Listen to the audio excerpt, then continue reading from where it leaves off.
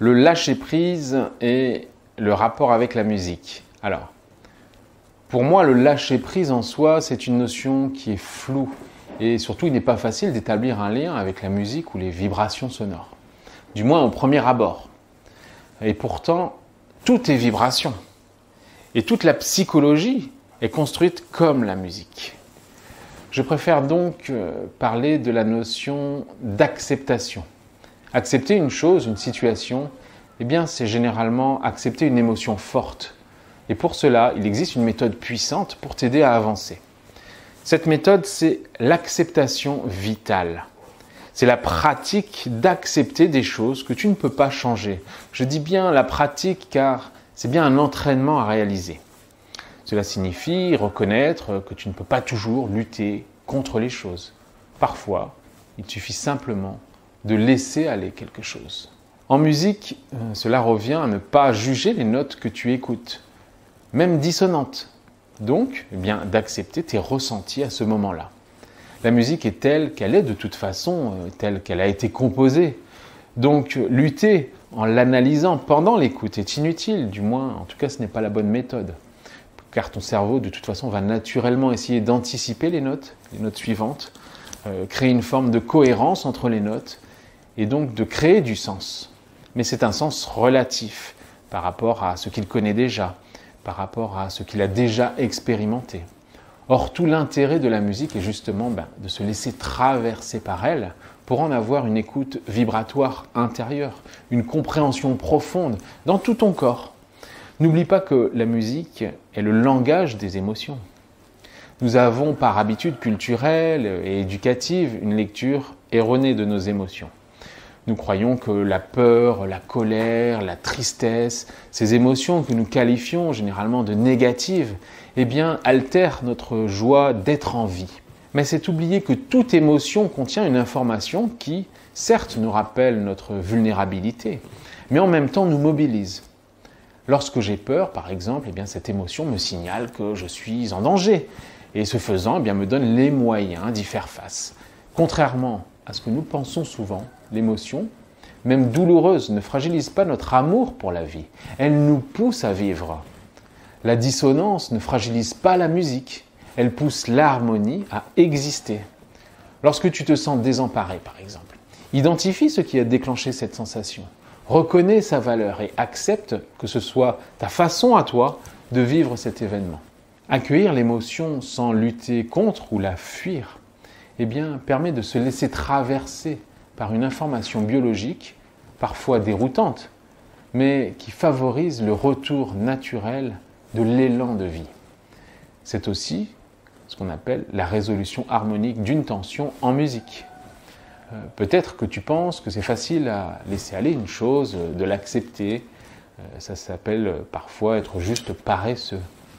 Bien non, ce n'est pas du tout ça.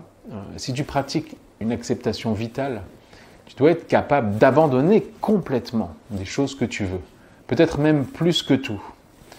Cela pourrait signifier par exemple être capable d'accepter que tu ne réaliseras jamais un rêve particulier ou que tu ne reverras peut-être plus jamais une personne qui t'est chère. C'est dur, mais je crois que c'est dans notre nature en tant qu'humain de se battre pour les choses que nous voulons. Et se battre pour les choses que nous voulons, eh bien, est généralement la bonne chose à faire.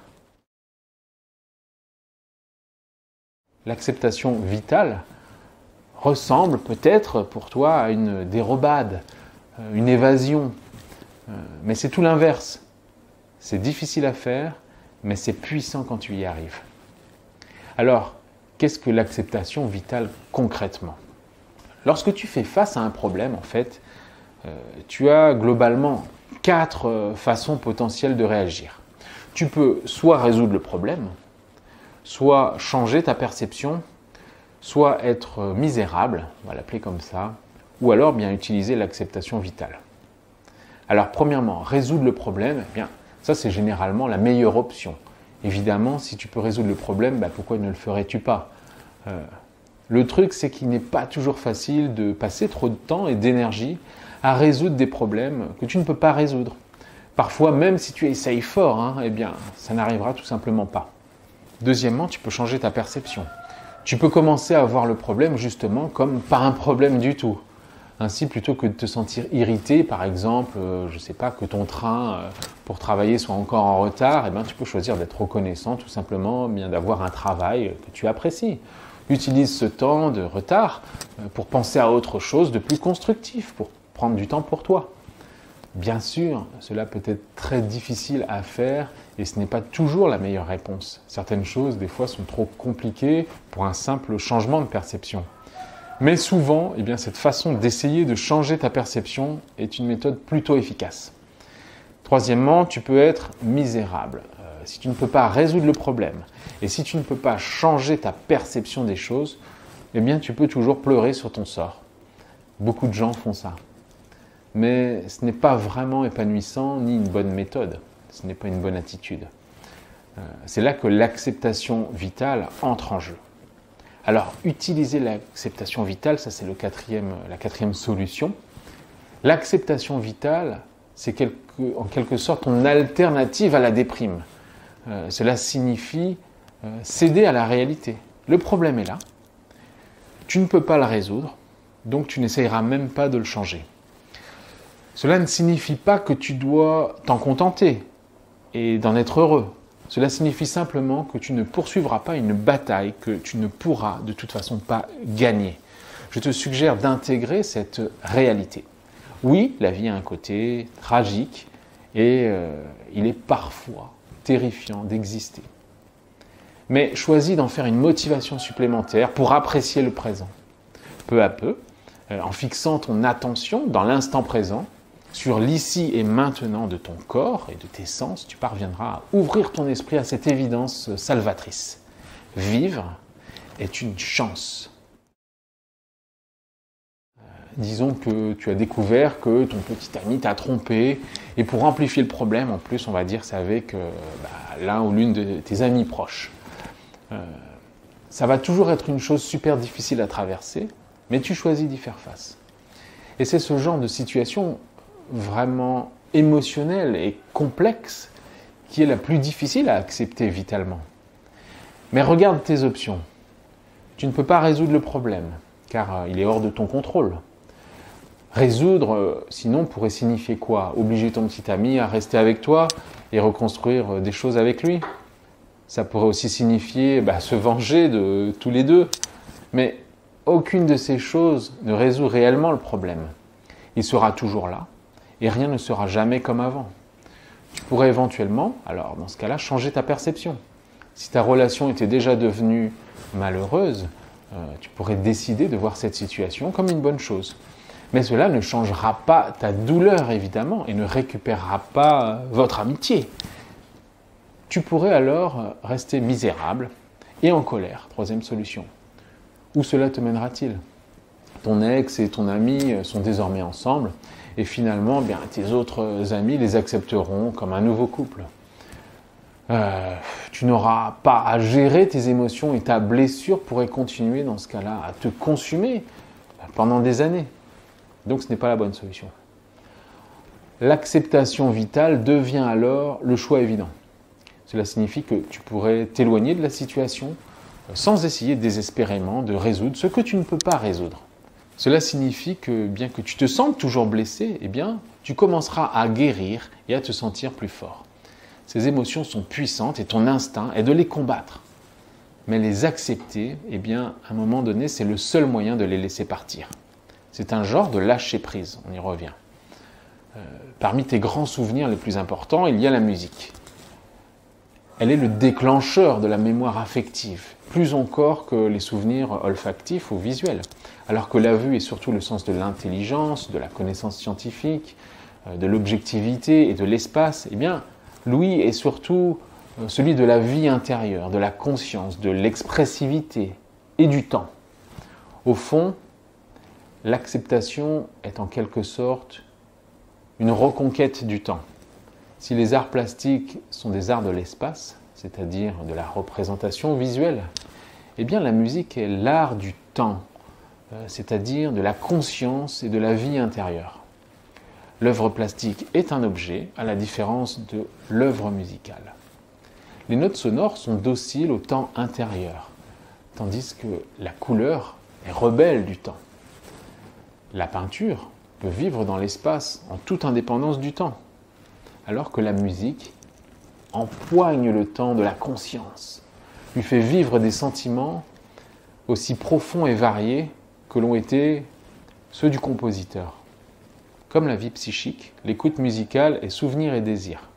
Elle établit la liaison entre un passé que je me remémore et subis et un avenir que je crée et invente. Structurer le temps pour un musicien, c'est structurer son âme. Prendre conscience des profondeurs émouvantes de la durée, mais aussi vaincre les images et les poids psychologiques. Ce que tu dois apprendre, eh bien, c'est que la musique domine le temps. Elle l'informe et le modèle, le façonne. En ce sens, eh bien, la musique est un anti-destin, une sorte de subversion du temps qui passe et qui ne revient plus. Là, par exemple, je suis sur de l'harmonie, normale.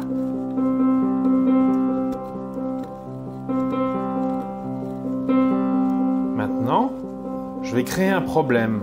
Donc en musique, on va le traduire par un genre de tension, une forme de dissonance qui va commencer à apparaître.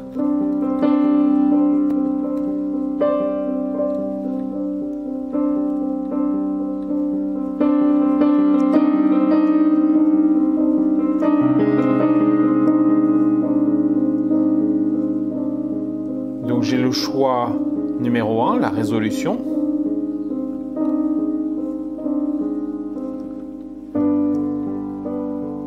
Là on respire, ça va mieux. Choix numéro 2,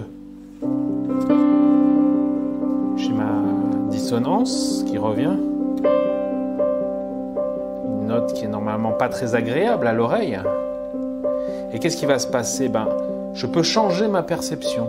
Changer sa perception, du coup, on va le traduire par se dire, par exemple, tiens, mais c'est pas si mal cette note. C'est une dissonance, mais j'y trouve quelque part quelque chose de cohérent et d'intéressant.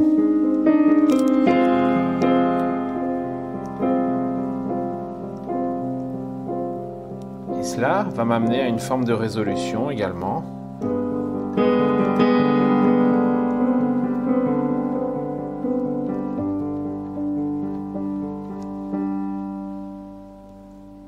Troisième possibilité,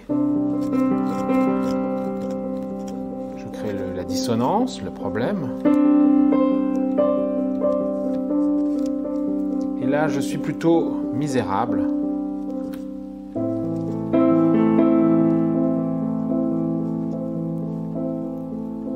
Avec tristesse.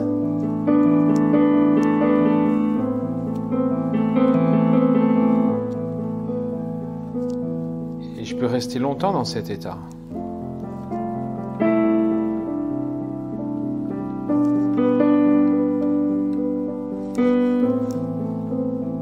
Et là, ça ne me permet pas d'aller à sa résolution.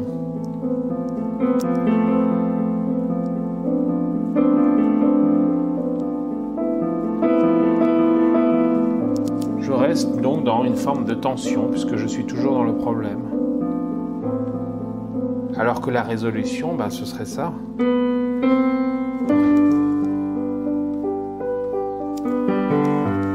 je me détends.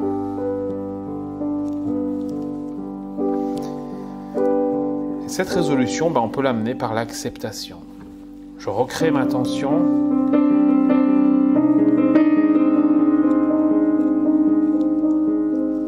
Et là, je suis dans l'acceptation vitale.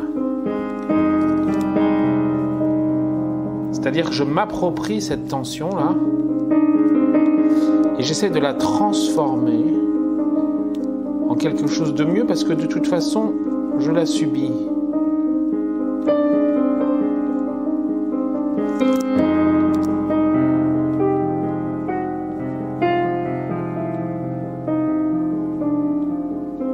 Pas le choix, vous voyez, là c'est ma musique, c'est moi le compositeur, donc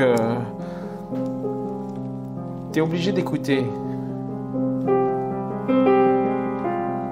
tu n'as pas le choix, Donc à un moment donné, on est dans l'acceptation.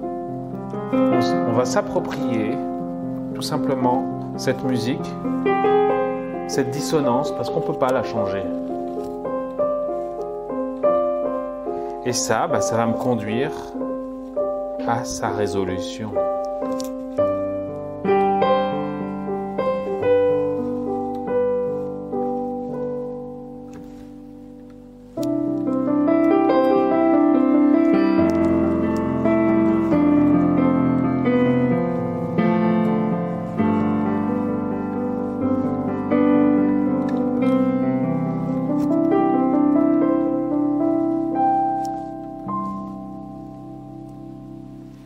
L'acceptation vitale peut être la seule option dont tu disposes pour faire face aux émotions négatives. Et si tu ne gères pas ces émotions, elles ne disparaîtront jamais et ta santé en pâtira. Si ce n'est pas maintenant, ce sera à un moment donné, mais ça arrivera. L'acceptation vitale ne doit pas seulement concerner une situation de crise. Il peut également s'agir de faire face à des problèmes de l'enfance ou à des choses qui te déplaisent généralement dans ta vie, comme ton travail ou l'endroit où tu vis. Ça peut être aussi un moyen de gérer quelque chose pendant un petit moment. Certains problèmes, des fois, ne peuvent pas être résolus sur le moment même, mais cela peut souvent changer. Supposons que tu détestes ton boulot et que tu as des engagements financiers, ça signifie qu'il te faudrait peut-être encore un an, je ne sais pas, pour pouvoir arrêter. Tu pourrais passer cette année à te sentir malheureux dans ce cas-là et plein de ressentiments. Ou alors, tu pourrais simplement l'accepter pour ce que c'est. Vivre aussi heureux que tu le peux, puis commencer à faire un changement quand tu le pourras. Et il y a des moments où il ne faut pas choisir l'acceptation vitale. Déjà, tu n'as pas à choisir d'accepter tout le temps à chaque fois. Il y a des situations où l'acceptation est la mauvaise chose à faire, bien sûr, ça arrive. Car l'acceptation vitale consiste à accepter la réalité, même lorsque cette réalité est vraiment difficile. Il ne s'agit pas de te donner une excuse pour ne pas viser le changement et le progrès. Une partie de l'acceptation de la réalité est de pouvoir s'approprier tes résultats. Cela signifie que s'il existe une solution claire et authentique à un problème, ce sera généralement une meilleure option que d'accepter une mauvaise situation. Peut-être que tu détestes l'endroit où tu vis, tu sais que tu veux déménager et que tu peux te le permettre, mais tu ne choisis pas de le faire simplement parce que tu n'arrives jamais à prendre les dispositions pratiques pour le faire. Ce n'est pas vraiment une acceptation vitale, c'est simplement éviter de faire face à la réalité. Alors que l'acceptation consiste à affronter la réalité de front. Il y a plusieurs choses, bien sûr, qui peuvent te gêner lorsque tu essayes d'accepter une situation. L'une des choses les plus difficiles à contourner est souvent l'impression de céder. Notre instinct est généralement de combattre quelque chose dont nous ne sommes pas satisfaits jusqu'à ce que nous sentions que nous avons gagné. L'acceptation peut donc sembler faire le contraire. Cela ressemble à une perte de contrôle. En fait, il s'agit justement de garder le contrôle. Avec une acceptation vitale, tu décides d'arrêter de combattre quelque chose, non pas parce que tu abandonnes, mais parce que tu reconnais que tu ne peux pas la changer. C'est un raisonnement qui est très différent. C'est même en fait une déclaration d'autonomie assez puissante. Tu dis en quelque sorte, je choisis de ne pas m'engager dans cette situation et personne ne peut rien faire pour changer cette décision. Et si je décide de me réengager, ce sera à mes conditions. Il n'y a vraiment rien dans cette déclaration qui signifie que tu cèdes. Il est peut-être difficile de pratiquer une acceptation vitale car tu penses que cela signifie que tu es d'accord avec une situation qui te met énormément mal à l'aise ou qui te fait du mal. C'est naturel de ressentir ça. Tu crains peut-être que des personnes importantes dans ta vie pensent que tu abandonnes, que l'on te juge ou que l'on te condamne pour ton attitude, que l'on te fasse ressentir que ce que tu fais est une erreur. Mais rends-toi compte que cela finalement n'a aucune importance. Le point d'acceptation est que tu acceptes la situation, quelle que soit l'opinion des autres sur elle et sur toi. Et là encore, on est dans ce que nous enseigne la musique, la dissonance. Accepte-la, car elle est une opportunité nécessaire qui donne un sens à la musique, à ta vie. La dissonance permet la consonance, l'harmonie, en lui apportant justement une raison d'être. Est-ce que tu comprends ça? Si toutes les notes jouées dans la musique étaient en parfaite harmonie, un accord parfait, eh bien, tu ne serais justement pas ce qu'est l'harmonie, son sens. De la lumière dans la lumière ne donne rien, de l'eau dans de l'eau ne donne rien. La raison d'être d'un arbre qui donne des fruits, c'est que tu puisses les manger finalement. Sans quoi, à quoi bon pour lui d'en faire? C'est donc justement parce que les dissonances existent qu'on sait ce qu'est l'harmonie. Et de la même façon, les dissonances de la vie sont la raison d'être de la vie. Ce qui fait que tu peux en comprendre sa valeur, savourer qui tu es, savourer de vivre, de respirer. Si tu ne penses pas que tu peux être suffisamment serein pour pratiquer l'acceptation, rappelle-toi que tu n'as rien à ressentir de toute façon de la situation pour accepter les choses. Tu peux toujours te sentir blessé ou en colère. Et l'acceptation vitale ne te débarrasse pas de ces sentiments tout de suite. Mais c'est souvent la première étape vitale pour s'en libérer. Personne n'est parfait. Tout le monde fait des erreurs. Tout le monde a des regrets.